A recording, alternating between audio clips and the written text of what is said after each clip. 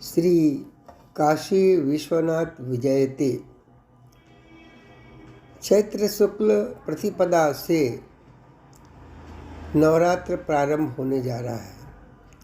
नवरात्र में शक्ति पूजन का रहस्य क्या है, इस संबंध में भारतीय वैदिक ज्योतिष संस्थानम वाराणसी के आदेश पर हम आपके समक्ष इसके वैज्ञानिक रहस्यपूर्ण तथ्यों को प्रस्तुत करने का प्रयास कर रहे हैं। हमें विश्वास है कि हमेशा के तरह आप हमारी इस सेवा को स्वीकार करेंगे।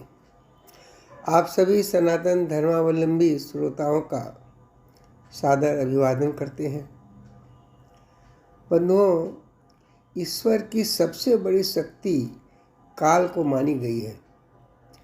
इसका प्रमाणित विस्तृत वर्णन श्रीमद् भागवत के तृतीय अध्याय के 39, 40 और 45वें श्लोक में उपलब्ध है, जिसके बल से वायु चलता है, सूर्य तपता है, इंद्र वर्षा करते हैं, तारे चमकते हैं। कहने का अर्थ है कि विश्व के संपूर्ण कार्य व्यवहार का मूल तात्विक कारण शक्ति ही है। सृष्टि, शक्ति, स्थिति और संहार में काल ही प्रवृत्त होता है।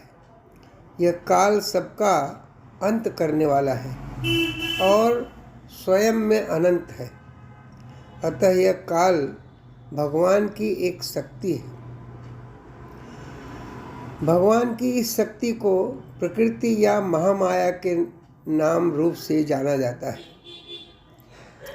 सत्व, रज और तम, इन तीन गुणों की साम्यावस्था ही इस महामाया शक्ति के त्रिगुणात्मक तत्व है।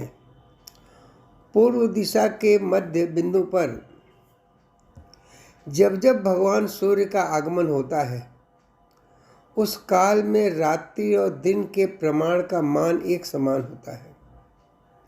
इस काल खंड में प्रकृति अपने साम्य अवस्था में होती है। महामाया प्रकृति की यह साम्य अवस्था एक संवत्सर में 2 बार होती है। प्रथम चैत्र शुक्ल प्रतिपदा के दिन और दूसरा आश्विन मास के प्रतिपदा के दिन प्रकृति की यह साम्यावस्था प्राप्त होती है, जो अलौकिक शक्ति और ऊर्जा की कारक होती है।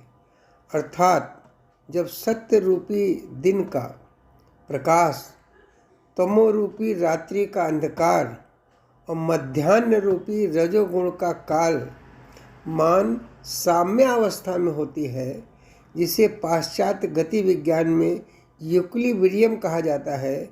उस काल में ऊर्जा घनीभूत अवस्था में होती है।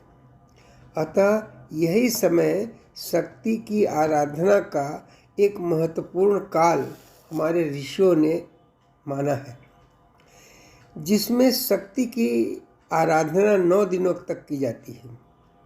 इसका रहस्य यह है कि प्रकृति की त्रिगुणात्मक होने के कारण प्रतिपदा की साम्यावस्था के बाद सत्व, रज, तम गुणों की साम्यावस्था में क्रमिक विचलन उत्पन्न होने लगती है, जिसका कारण पृथ्वी की गतिशीलता है। प्रथम 3 दिन शक्ति के तेजोमय रूप की प्रधानता रहती है। इस दिन शैलपुत्री, ब्रह्मचारिणी तथा चंद्रघंटा के रूप में सत्व रूपी शक्ति पूजनीय होती है। पुनः चतुर्थी से षष्ठी तिथि तक प्रकृति की रजोगुण शक्ति पूजनीय होती है। तब कुष्मांडा, स्कंदमाता तथा कात्यायनी देवी के रूप में रजोगुणी महाशक्ति पूजनीय होती है तथा अंतिम 3 दिन सप्तमी से नवमी तक प्रकृति के तमोगुण शक्ति की प्रधानता रहती है तब कालरात्रि, महागौरी तथा सिद्धदात्री महाशक्ति पूजनीय होती है। इस प्रकार नवरात्रि में त्रिगुणात्मक शक्ति की आराधना अहोरात्र किया जाता है।